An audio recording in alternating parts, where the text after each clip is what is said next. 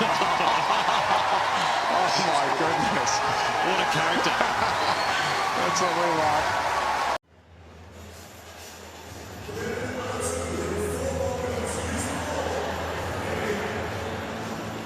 Power, and then we've got Nishikori, who's all about the return of serves. So it was a terrific contest. Look at the relief on Nishikori, just delighted to get the job done, and job done he did. 3-2.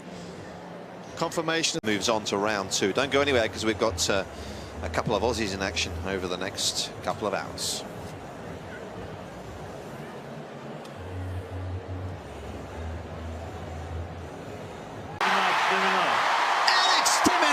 Is through to the third round at the Australian Open. We had 4 tiebreakers, we had a rain delay, we had some potential physical issues at the end for Raonic. Could he have played 5 sets?